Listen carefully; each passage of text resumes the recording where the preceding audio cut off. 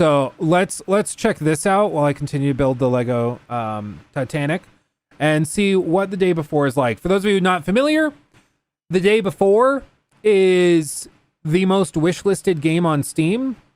Highly, highly anticipated. Super hyped around it. Tons of people.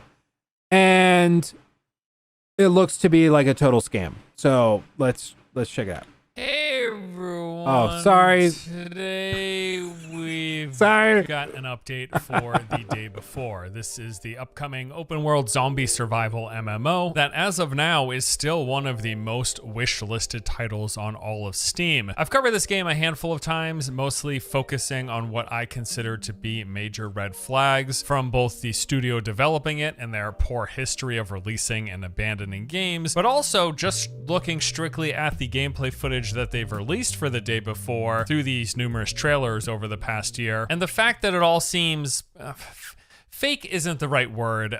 Staged, I would call it. All of the footage that they've released seems very staged and not like actual real gameplay. Now, I do believe that the game is real in as much as it's being made. There are people creating this thing and it will release and be playable at some point in the future. But at the same time, I get the sense that what they've shown is a very inaccurate representation of what we will be getting come release. And ultimately, I suspect the game will end up a total disaster. So we have got a few new updates this week, as well as things that have come to the surface in the time since my last video on this game. So let's jump into it. The first big thing was a new gameplay preview. This came from the NVIDIA CES showcase. It was roughly 1 minute long and consisted of a mix of static environmental shots, which I'll say looked like some pretty cool environments. And then there were a few short gameplay clips with it all wrapping up with what appeared to be cinematics. As I was watching this, I thought, sort of like with the previous day before gameplay videos, that it all looked and felt a little off. Initially, I couldn't pinpoint exactly why or what it was, but after watching back the video a few more times, I realized two major things.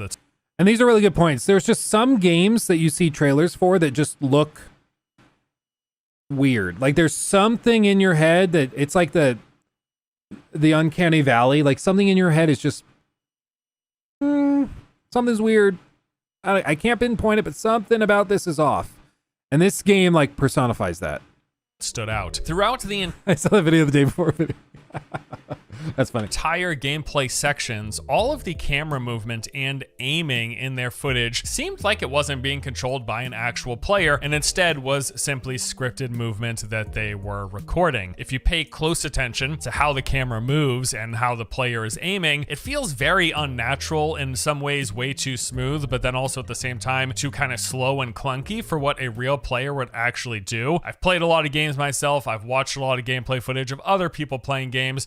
It almost doesn't seem like a human is controlling this. I've seen a lot of theories as to what that could potentially be. This was a similar complaint that's been brought up in a lot of the older footage that we've seen of the day before. Those similarly looked and felt a little unnatural, and I've seen a lot of comments from people saying, hey, is there a real player actually playing this? What does that mean? Why would you do this? From my understanding, the biggest benefit of doing something like just recording and showing scripted gameplay is that you can hide performance issues, and you can bump up the graphical fidelity without affecting the performance. I'm not saying that this is all make-believe and they just threw this together, but I am saying within the game engine, within the game that they're developing, that they are not comfortable to show actual, honest-to-goodness live gameplay because there are probably major issues that they would run into if they were showing actual gameplay. And then there were the animations, and particularly I would like to point out the muzzle flash. This looks bad. I thought that immediately. Same thing with Fallout, or with Starfield. See, Freudian slip.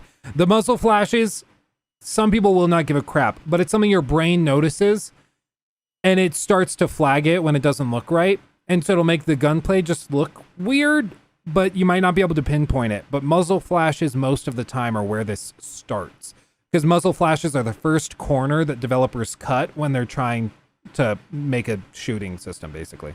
immediately, but I wasn't sure like what about it looks bad. Going back and recording and then slowing down the footage, moving it frame by frame, it made me realize the muzzle flash isn't animated. They basically just periodically for a single frame kind of plop in this static image that they use as a flash. Now I went through some gameplay of some other shooters that I've been playing recently to confirm that I wasn't crazy in this, that there was something about this that wasn't normal. And yes, it's true. Going through and slowing down, moving frame by frame on any other shooter, games that have guns that are firing, that have muzzle flashes, all of them will have multiple frames of animation with the muzzle flash actually like materializing and then fading out to represent muzzle flashes. This is what we mean when we talk about like qualitative standards. If every other major game like this that's been releasing has this feature or animates muzzle flashes or has gotten rid of load times in a single player game, that's become the standard. So if you don't live up to that standard, like that's worth mentioning, right? Like that's something that should be addressed. Some people will be like, you're just being too critical. You're being too negative. And I can understand that sentiment, but it's also just like we're calling it like we see it. If we see something like this, an issue, we're going to call it out. Just because you're willing to tolerate the game being outdated does not mean that we shouldn't recognize that it's outdated, right? They're just like plop an image and then it disappears, plop an image, it disappears. It's not animated at all. Okay, so maybe the gameplay is scripted and yeah, the muzzle flash animation is bad because the animation part of it is non-existent. Who cares? Oh, sure, yes, I get that. But I'll just say the whole reason I am even bringing these things up is because they are once again being added onto the pile of concerns, which ultimately is a shame because I would love a new great open world zombie survival MMO. The reality is though, as time goes on and the more and more things that pop up about this game, it looks like probability is the day before will not be that. And that is a real bummer because I want good games. I really enjoy and think there's a lot of potential for more future games in this open world zombie survival MMO genre. Just doesn't look like the day before is going to deliver whatsoever. And a lot of us are just kind of built up on the hype, on the promise of that first trailer, as well as the premise and the genre. So that was the first new thing, but then shortly after we got something else. A couple of hours after the NVIDIA gameplay reveal, the developer released a new video titled The Life at Fantastic. Now Oh, this is insane. This thing is insane. You're about to... It's amazing. Teased this on various social media platforms by claiming this was going to be a big new reveal, sharing some exciting details on the development of the day before. In reality, this was basically just a vlog, and it was not good, but also turned out to just be an advertisement for something else, which is something they've done before, riding on the hype of the day before. Let me break this down for you. So this was a 5-minute vlog, and I'll say it seems clear to me throughout most of this, they're just trying to have some lighthearted fun. They have a bunch of different skits that they set up, a whole bunch of scripted moments, a lot of it non-game related. Like there was one scene about one of their developers being evicted from their apartment. There were other scenes of various people dancing and singing. You know what? I'm all for a good time. Enjoy yourself. It's just a lot of this came across as a wee bit awkward, let me just say. And I know all about awkward. I consider myself one of the kings of awkward social interactions, so I don't blame you for having some awkward moments in your videos. I've got plenty of them. I think what's more so is that they showed basically jack squat for the game, aside from a few brief clips of some of their developers working at their computer, and there was about 12 or so seconds where they flashed between a character creator, weapon modding, and talking with an NPC. The entire rest of the video, though, more or less amounted to, we're making the game, everyone, promise, and we're having a fun time doing it. And yeah, good on ya, enjoy your work, but billing this as a big reveal about the day before's development, it was not that. Also, however, as I was watching this the very first time, I was half convinced that the entire video was actually just an undisclosed advertisement. The reason being, they mentioned this continent app by name numerous times throughout the video, going as far as to show the logo on screen while having skits and then verbally just talking about, hey, this app is really great. It's been good for keeping the team organized as we work remotely. remote from across Am the I globe. missing a The piece? section that was focused on the app and them using it lasted for like the first 3 minutes out of the 5-minute video, and it kind of seemed like a product placement. Watching the video back a second time, it became very clear to me this entire thing was focused on the app. So I posted about this on Twitter, being like, hey, this is kind of weird. And then someone in the comments pointed out to me that the Continent app is made by Fantastic. It is their app. This video that was supposed to be about the day before's development, how it's going, what they do to work on the game, it was actually just an advertisement for another one of their products. And if you needed any more convincing, shortly after the video was published onto their YouTube channel, they updated the description with a link to download the Continent app, and then they also have a pin. Yeah, I shouldn't have to say this, but when you are doing like a big showcase for your game, and then inside of that showcase is product placement for other stuff you're selling, it just doesn't look good. It looks like you are anticipating the failure of this thing, and so you're trying to capitalize on it by selling other stuff on the side before people realize that it's a scam. It just doesn't sit right, you know? It would be like, it's like, honestly, when Bethesda was announcing like Fallout 76 stuff, and then they spend an inordinate amount of time discussing extra things that the game will have, like it will feature like this really cool collector's edition and all this other stuff. You should start to wonder why they're focusing so much on this extra stuff that they can sell you. But even that's okay because it's relegated to that specific game. This is just a totally different app that they make that they're trying to get you to download. It's really weird. And comment, neither of these two things were there when the video first went live because they wanted to pull people in thinking they were going to see the day before. Instead, they were just advertising another one of their products. Now, can Fantastic, a software developer, advertise other products that they're working on? Yes, of course they can. But once again, just like they did with the reveal of Prop Night, one of their most recently released games, they appear to just be riding the wave of hype around the day before to push their other products, which as a company, of course, they have every right to do so, but it does just leave a little bit of a bad taste in your mouth. Just something seems wrong. Just a bit, don't you think? That is the two most recent updates. We had that 1-minute gameplay clip, and then we had what was supposed to be a behind-the-scenes development of the game turn out to just be an ad for Teams equivalent software where you can chat with other people from across the world, whatever. Since the last time we covered the day before, which was back in July of 22, there's been a few additional things that we've noticed that I just want to mention here. So going back through all of the footage that was released so far, I started picking up on some similarities between the day before and other games. There's the obvious general comparisons to like The Division, Last of Us, or Days Gone, in terms of the setting, in terms of the third-person perspective, in terms of the locations and kind of the graphical styling. Yeah, sure, there are similarities there. But more specifically, some of the areas that they've shown appear to be copied from other games. The first one is the Spider-Man Miles Morales Mall. I saw a few comments Spider-Man Miles Morales. about this in various threads about the game that got some Sony ponies upset for sure. People said, hey, that looks really familiar to the Spider-Man Mall. And yes, looking at the Spider-Man Mall, I get the similarities that are drawn between the mall that's been shown for the day before, but at the same time, it's also just a big I will say these sections that he's gonna go through next, where certain elements look like other elements from different games. This one I'm less convinced of, and I'll explain why after he goes through them. But I'm not as convinced. Yeah, I'm not as convinced that this is actually as big a problem as I think it's going to be made out to be. Yes, I did find the Lego piece. The instruction book shows one bag. Shows like bag number 2, right?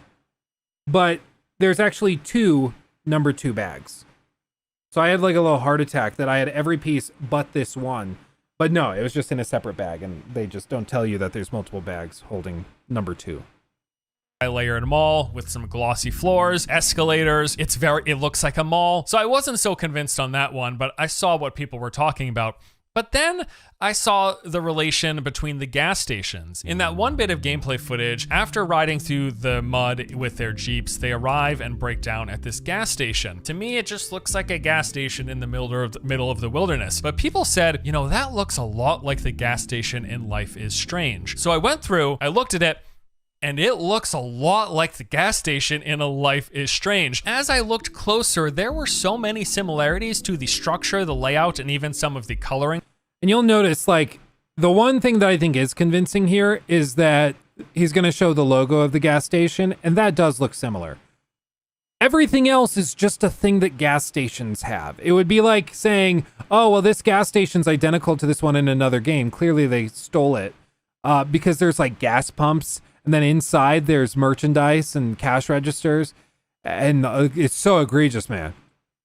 Like, yeah, I mean, that's just something gas stations have. Like, I hate to be that guy. And the other piece of this, a lot of studios will hire or will rather buy assets that are modeled and textured from online sources. So, like, you'll see in some games, like identical assets across games because they were bought from the same marketplace. Like Turbo Squid is a really well-known one. Where Turbo Squid, you can go on, I guess I could show you. Turbo Squid.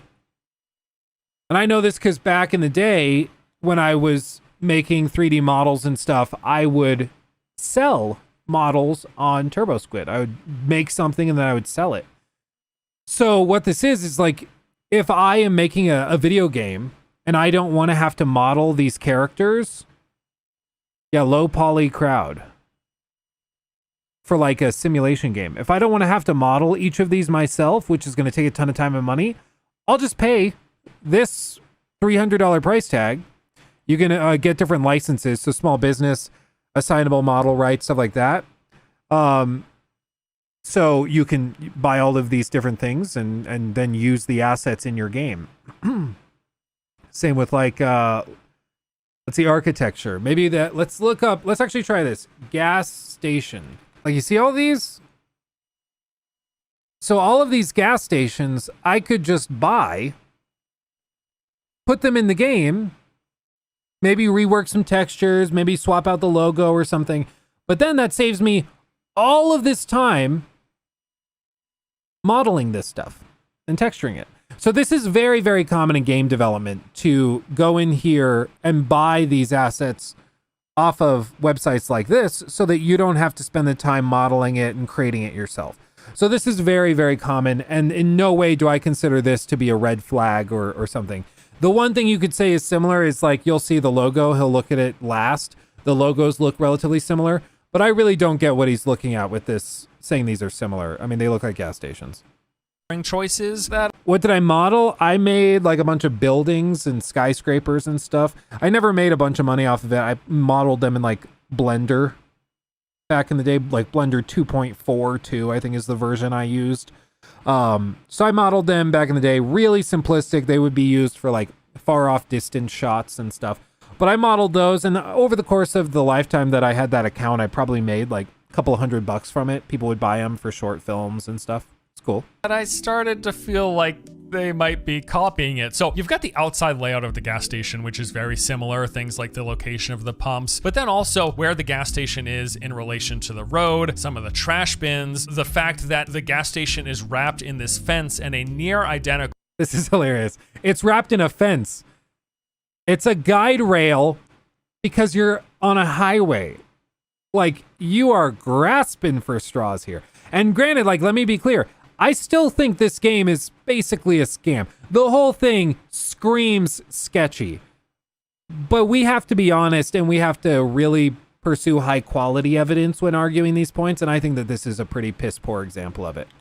Manner, both the gas station itself has a fence around the perimeter, and then right across the street there is also a fence on either side, thick wooded trees. I mean, it's like... The gall! They made a gas station in the wilderness, and there are trees. Lock them up, boys. Lock them up. an identical layout. But then you take a look at the top of the buildings and their logo for the gas station is also nearly identical from its colors to the font and the logo. It is a blue sign with... Yeah, see, so this is the closest thing I could say. Let me move my camera real quick. It's Mini Mart. The other one says Suntrack. And the logo is a hot dog. One's a hot dog. One looks like it's probably a hot dog too on the right. Might be a burger. It's hard to tell. It's a blue sign. The logo or the fonts are completely different. So I don't know what the hell he's talking about with that. Like they don't look similar at all. I don't get this. Like I just do not get this. I don't see what he's saying. Like, I guess you could say the wood finish. Yeah. Like, Luke, I guess you could say that the wood type is different. Or it's the same, rather, like here versus here. It's got the wood railing on the top and then the slats going straight down. That's similar, but there's 3 posts holding this one up. There's only 2 posts holding this one up. The lights are different. The building shape is different. The sign itself is different. The pumps are completely different. It's a gas station, dude. Like, again, you can make this argument that this whole thing seems sketchy, but I don't think this is a valid way to do this. And the problem with making really crappy arguments like this, where you're really reaching, is that now people are going to take this, look at this, as your argument and easily knock it down, because this is by far the weakest point in the video. Whereas if you just cut this out, then we're only looking at stuff that's pretty indefensible. And like I've kind of learned the same thing where I do these skeptical look at videos, or where I try to debunk certain things. And I'll only present my strongest arguments in support of my position, because then there's less stuff for people to attack and have problems with. Because people will entirely disregard your entire video if they find one thing that you screwed up on, or one weak point. Well, I would bet you money there's people in this comment section saying, why would we take you seriously if you really think that it's Spider-Man Miles Morales instead of Miles Morales? Clearly you don't know what you're talking about. People do this all the time. So this ain't it. Like, there's other really good points in the video, but this should have been cut, in my opinion. This really does not make the argument at all, and I think it actively harms the argument. With white font that is arced over a hot dog. These look like practically the same thing. And then if you head inside of the gas station, there's also this wood-paneled fishing and hunting section in the corner of the shop. It looks very, very similar. It kind of seems as if they saw the gas I don't know, man. It's a gas station, dude. Station in A Life is Strange and decided to just rebuild it within their game. Is that a crime?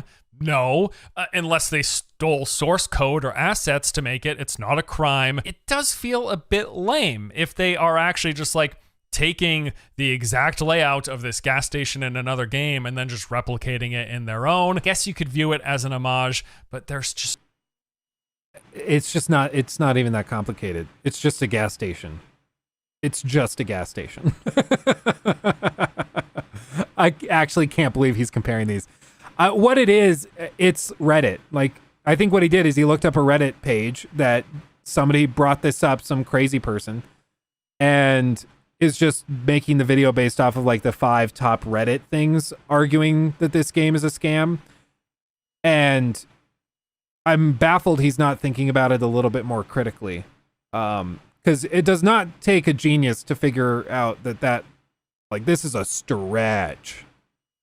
So many things that keep layering on top of each other that give a real bad feeling around the day before. I'd also like to point out the fact that if you compare the yeah, and then he gets back into the good points that I agree with. So like this next section I think is valid, and you're going to see like, I think it's worth discussing.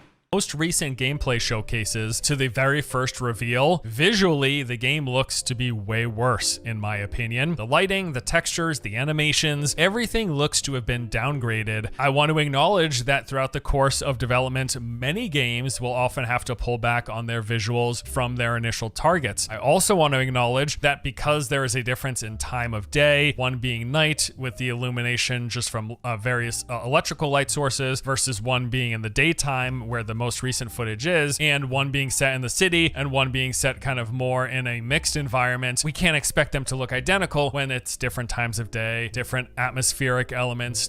That's fair. That's fair. There was that scandal. You guys remember Puddlegate? Do you guys remember Puddlegate? where in it was, I think it was Spider-Man. It wasn't Miles Morales. It was Spider-Man for PS4. What they said, you guys don't remember this? I'll show you. Oh no, it's a Yong video. No, we're not doing that. Okay, we're gonna go down here. So what this was, Puddlegate. It was that there were these pictures. E3's presentation, they showed this. And then on release, people played through that same section of the game and saw this. And they said, clearly downgraded, Sony lied to us. This was incredibly stupid. And it was stupid because, for one, the game still looked amazing. Two, they were filmed at different times of in-game day. So the sun was hitting differently. There's more shadows here. And also there's like they did tweak some stuff with the texturing. So there's still puddles, but they've moved. So the puddles moved around the scene as they went back through and did final passes. So they just weren't in the same place. But if you filmed this at the same time of day in game, angled differently so you could see the puddles a little better, then yes, it would look the same. But people freaked out because basically time of day had changed and puddles moved, and that's it. And people were saying that it was scandalous, right? Like, it was horrible. The shadows are terrible. I mean, I would agree. Like, these reflections make it look a little better, and I think the reason they had the puddles here is because it made it look better. I would guess they moved the puddles because in combat it was causing frame drops, but that's just me. But I mean, this is very common for PS4 graphics. This just flat drop shadow, this was very standard. So there wasn't anything scandalous about that. But I agree, it's important to reference that time of day has an impact. That being said, quality of textures, animation quality, everything in the day before is significantly decreased. It looks way worse now than it did when they announced it and in this original gameplay. Different lighting to be expected. Putting them side by side, it looks drastically downgraded, and I think this could lend more credit to the initial suspicion, which is that first trailer was a very, very curated vertical slice, and then as time went on and they've built out more of the game, they've been unable to reach that level of fidelity and have had to scale it back. Now again, this is not uncommon. Think about how many initial gameplay trailers we've seen that have looked way better than what we get at release. A developer like Ubisoft is notorious for this. You look at examples like Watch Dogs and Rainbow Six Siege and of course The Division. Those are games that their first reveals looked dramatically better than what they ended up on delivering. It's not unheard of, but I think it's just something else that is worth noting. You know, and a lot of this might sound light nitpicking. I need you to realize though that this all comes within the context of the development studio and their less than stellar history. I went into some big detail. And I would agree. I mean, often what critics and game reviewers like us run into is when we call something like this out, we're called nitpickers, we're called overly critical. Just, you know, go pound grass, get some sunlight, you know, do something else with your day. And while I understand that sentiment, it's like I said in my Hogwarts Legacy video, I view a lot of this as like an obligation to the viewer. I view this as something that I owe to you guys to do my homework so that I'm not just blindly recommending stuff that shouldn't be recommended. And if you don't like appreciate that or want that or care about that, that's fine. But when I recommend a game, I want to actually mean that recommendation. And when I say, I'm really iffy on this, I want to mean that too. Because if I recommend a game that ends up being terrible, I just caused you to waste your money. Maybe it wasn't all me. I could like deflect and be like, well, no, it was your choice. You bought it. So even though I recommended it, it's still your fault that you bought it. But no, like you are watching this because you value my opinion for whatever reason. So I owe it to you to at least have an informed opinion and to think about these things really critically and to investigate it. And if people don't care about that, that's fine. You don't have to watch these videos. But it is always funny when people watch these types of videos and then get upset that somebody's breaking down all these little details. It's like, well, yeah, that's what this video is, you know?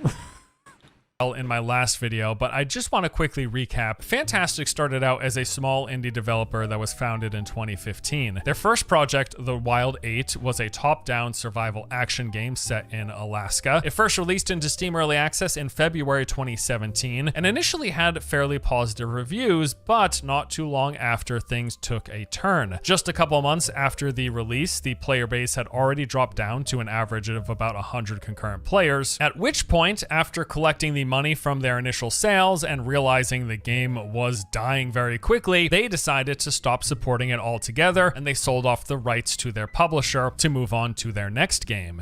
And this is the biggest concern, specifically because The Day Before is supposedly an MMO, an online game. And they have a history of abandoning their games, their multiplayer games, within months of launch. The moment player numbers drop, they walk away. So it's not something you want to put tons of time into if you are anticipating them just abandoning it. And they've shown repeatedly that's pretty much all they know how to do. That was Dead Dozen, a first-person multiplayer horror game, their second Steam Early Access title. It launched in March 2018. Note that this is just 1 year after the early access release of their prior game. Not a lot of time to make a good game. Well, it wasn't a good game. Dead Dozen was an immediate flop, getting entirely negative reviews for being full of bugs, having poor performance, constant crashes, and just not really being good at all. The player count peaked on launch day at 81 concurrent and then dropped down to 14 just a week later. 3 months later, they posted that they would be ending further support and development of the game, abandoning the I just wonder, like, where's the money coming from, you know? Like, if they're only getting 80 copies sold on launch day and then the game's abandoned, where's the money coming from? You know, like, I do not understand. Like, is it just a team of 4 people? Is it a team of, like, does anybody know how big this team is? Like, yeah, from their app, maybe? Yeah, maybe. Sell player data, all 80 players. I don't think you're getting much from that. Independently wealthy devs, maybe. Like that, the guy that was making Abandoned, Hassan, apparently he is like independently wealthy, so that's part of the reason they can justify doing all this stuff. But it's weird. Like, the money has to come from somewhere, and apparently there's enough that they can continue to do this. Crowdsource? I don't think they've said they crowdsource anything. Tax credits? I don't think so, because they'd have to have a history to get tax credits, and then we'd know about them. So I don't know. Crack? That's probably it. Yeah. Title, but still leaving it up on Steam, where it remained available for purchase for another couple of years. On to the next thing. 1 month after halting development of Dead Dozen, they released The Radiant One, a story-driven adventure game for phones, which according to reviews is 20 to 30 minutes long. I am no phone game connoisseur. I'm going to say that's a pretty small game. And then finally, we arrive at their most recent title, Prop Night. This was actually first revealed during a live stream event for The Day Before. Is a game that combines elements of Prop Hunt and Dead by Daylight. It's basically a mashup of those two. The game did see some early success, but it does seem to have fallen off. Massive drops in the players, and the game is sitting at... So maybe the money came from that, because 9,500-ish Steam reviews. They probably sold like 50 to 100,000 copies. That's a good chunk of change, so that could be it. About a 60% rating on Steam, which puts it at a mixed review score, with most of the complaints stemming around bugs, balance, the low player count, and lack of support. To their credit, however, unlike their prior 2 Steam releases, they do not appear to have fully abandoned this game, at least not as of yet. All of this is to say, this developer just does not have a good history. They've released small-scale games, many of which have been relatively bad, half of which they have straight up abandoned. Honestly, and this is important because the best indicator of future performance with anything is past performance. Best indicator of future behavior is past behavior. So when we, like, for Hogwarts Legacy, when we looked at the history of the developer and we said, hey, the last game these guys made was Cars 3, Drive to Win. That's important because the last game they worked on was tiny and in small scope. Like it was nothing the scale of what they're doing now. So that's important to note. But, you know, for some people, they're going to say that we're just, again, nitpicking because they don't want to hear it. The only reason I think they haven't yet abandoned Prop Night is because they have the spotlight of the day before currently on them as a studio. I brought this up in the last video as well, and I saw a lot of comments of, well, what do you expect them to do? If they've got 14 players, for example, in the Dead Dozen, you expect them to support it for years? No, but I don't expect them to abandon games after just a couple of months. That's the promise of Steam Early Access, is that you're releasing a game that's unfinished and you're going to finish it and then fully release it. They haven't done that for any of their games. They just straight up abandon as soon as the player count drops. And that, if nothing else, is foreboding and not a good sign. If the day before comes out and it has any major issues or any big drops in player count, we just need to, I guess, at least have the expectation that if the day before comes out and it isn't a smash hit or it dies fairly quickly, your money's probably going down the drain, because they are probably going to abandon it. They have a history of abandoning it. This is just the developer's track record. That's all it is. So yeah, to put it simply, they don't have a good history of A, releasing a good game, of B, supporting their released games post-launch, and if I were to add a C, I just want to point out that everything that they've made so far has been very small in scope and scale of the game, of the play space, of everything. They're just small games. So for them to all of a sudden be working on what they are calling an open world survival MMO, it just seems like such a far stretch from what they've done up until this point that it doesn't leave me very confident that they can or will actually do it. Well, we'll be finding out sometime soon, because as of now, the day before is still on track to release on March 1st, 2023, which, unless they announce yet another delay, I expect it will actually happen. I think that so much of this game looks bad, but my guess is yes, they will release it, and it probably will be a total disaster. Really, we've yet to see any actual gameplay as far as I'm concerned. Everything they've showcased, I am convinced, is scripted to one degree or another, whether it's scripting the things that happen as the player moves, or whether or not it just hasn't actually been a player moving. I think there's a real solid chance that all of that has been fake up until this point in an effort to hide any issues that exist while the game is actually being played. It is good to have a healthy bit of skepticism towards anything that is being advertised or marketed towards you. Preach! This is true for any game that is not yet released. Although I generally am excited about games and like looking forward to games, I fully acknowledge that they're showing us the best they have to offer when they are showing games early. Knowing that, a bit concerning that this is the best they have to offer, and even that on display has some serious issues when you pay close attention. You dive into this studio's history on top of that, some of the strange things where they're using the hype of the day before to market and announce Prop Night, to market and announce an app that they have. All of this stuff just comes together to add more and more and more layers that have me thinking, no, not that the day before is a scam, not that it's fake, not that it's not going to release. They're not selling anything yet. I do think it's going to release, but expect it to be a mess, a total mess, possibly unplayable garbage. And if it is, expect that there's a decent chance, as their history has proven, that they will shortly thereafter abandon the game. We are now currently under 2 months away from the March 1st release, and I cannot wait to see how this all turns out. Thank you guys so much for watching. Hope you enjoyed the video. Yeah, that's the vibe I have. I think the game's real. I think we probably see something with it, but every bit of it is just screaming fishy. And in the past, when I've had that gut reaction, usually it ends up being accurate. And so I would guess this is going to be something kind of similar. It launches buggy and broken, people freak out, swear off of it, don't want to touch it, and then they probably bury it. He took my thing!